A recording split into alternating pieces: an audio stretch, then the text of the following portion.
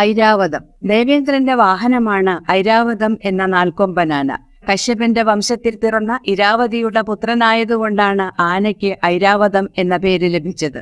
സകല ഗജങ്ങളുടെയും നാഥനായ വെളുത്ത നിറത്തിലുള്ള ഐരാവതം അഷ്ടദിഗ്ഗജങ്ങളിൽ ഒന്നാണ്. ഒരിക്കൽ ദുർവാസാവ് ദേവേന്ദ്രന് ഒരു പൂമാല സമ്മാനിച്ചു. ഇന്ദ്രനത് ഐരാവതത്തിന്റെ കൊമ്പിൽ ചാർത്തി. പൂമാലയിലെ സുഗന്ധത്തിൽ ആകൃഷ്ടരായ വണ്ടുകൾ മാലയ്ക്കു ചുറ്റും മൂളി പറന്നപ്പോൾ ഐരാവതം ആ മാല വലിച്ചു ചീന്തി എറിഞ്ഞു. ഈ കാഴ്ച കണ്ട് കോപാകുലനായ ദുർവാസാവ് ദേവന്മാർക്ക് ജരാനര വരട്ടെ എന്ന് ശപിച്ചു. പാലാഴി മഥനത്തിലൂടെ ലഭിക്കുന്ന അമൃത് ഭക്ഷിച്ചാൽ ജരാനര മാറുമെന്ന ശാപമോക്ഷവും നൽകി. അങ്ങനെ പാലാഴി മഥനത്തിന് കാരണക്കാരനായ ഐരാവതം പുഷ്കരദ്വീപിൽ വസിക്കുന്നു എന്ന് മഹാഭാരതം ഭീഷ്മപർവത്തിൽ പറയുന്നു. പാലാഴി മഥന സമയത്ത് പല വിശിഷ്ട വസ്തുക്കൾ ഉയർന്നു വന്നതോടൊപ്പം ഐരാവതവും ഉയർന്നു വന്നു എന്ന് ഭാഷാഭാരതം ആദിപർവം 18-ാം അധ്യായത്തിൽ കാണുന്നു.